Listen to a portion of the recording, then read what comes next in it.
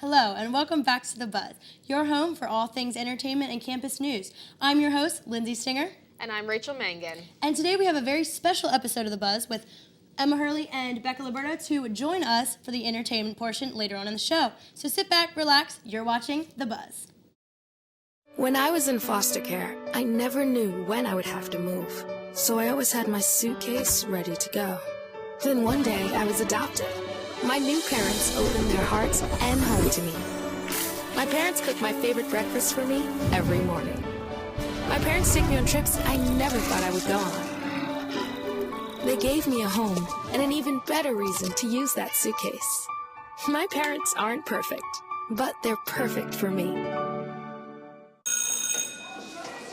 Don't look at me. Your hair's a bit frizzy today. Oh, you should pick that up. Oh, you're such a dork. Loser. Here, let me help you with that. Oops. Every day, kids witness bullying. Oh, look. Your crush is looking at you. Poor you.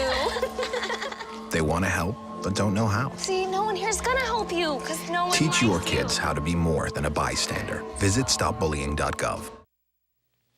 Welcome back, everyone. Relay for Life was an all-day-long event that took place on Sunday, April 14th. The Carnival for a Cure was held in the Rudy Marissa Fieldhouse from 9 a.m. to 9 p.m. and featured games and activities like Pie the Professor, a variety of live music, and campus-wide participation. Balloons, sloppy joes, and a community coming together can only mean one thing: Relay for Life. Waynesburg University held their annual Relay for Life fundraiser this past Sunday. Unfortunately, the relay that is usually held in the Johnson Commons was moved to the Rudy Marissa Fieldhouse because of the rain, but that didn't stop the support from flowing in. Students have always embraced this event, and we have a lot of community support, so despite the weather, despite the fact we had to move it inside, which I think we made the right decision about that, it's turning out awesome. The day was full of food, dancing, and great music. But the event that everyone was waiting for was the notorious Mr. Relay. This competition consists of a lip sync battle, a push-up competition, and a money-raising event.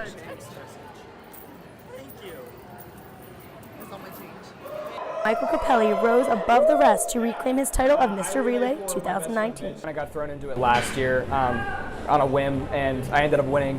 And then our news director Emily kind of anchored me down to do it this year. No doubt that relay is a lot of fun for everyone involved, but of course there is a bigger issue. I relay for my best friend Mitch. He is diagnosed with a rare type of bone cancer back in December, so everything I've done today is for him. To make it through this fight. The day was full of many events, but the most impactful may have been the survivorship program. This day may only come once a year, but for some the battles never take a day off. It's just our way to help fight back. Reflect on those that lost the battle and why we're doing what we're doing.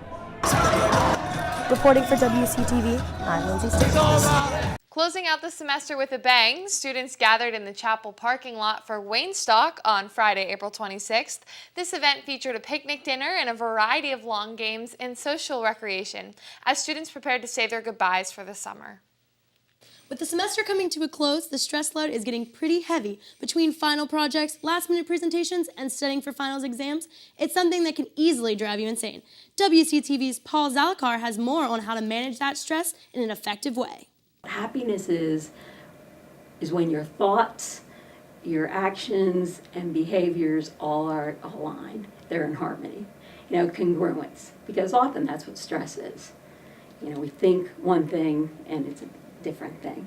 And sometimes it's just a misunderstanding or it's not reality.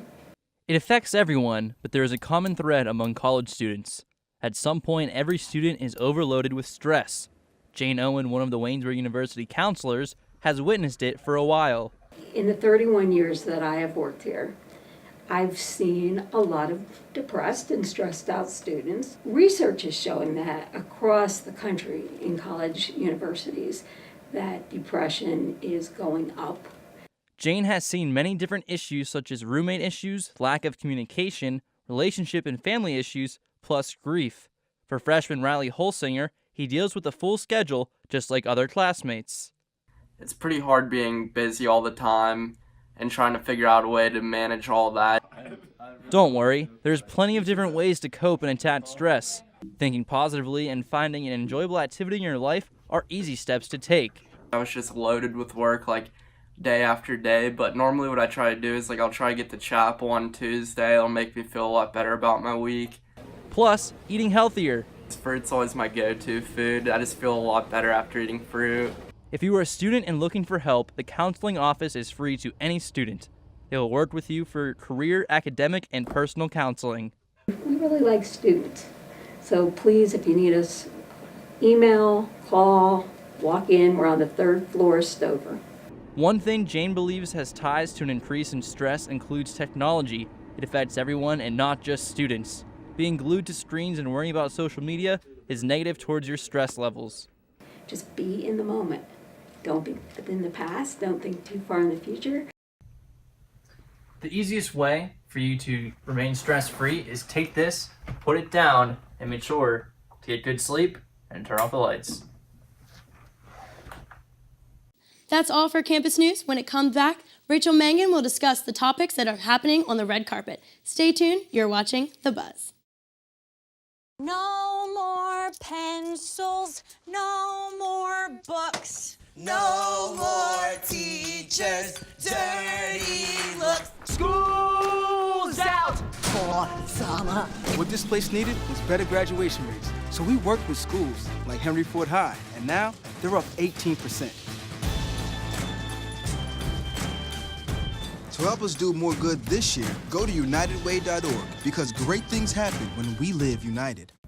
There are little things that you can do to help you when you're driving a car, but the one thing that you shouldn't do when driving a car is texting and driving. In fact, at any given time throughout the day, approximately 660,000 drivers are attempting to use their phones while behind the wheel of an automobile.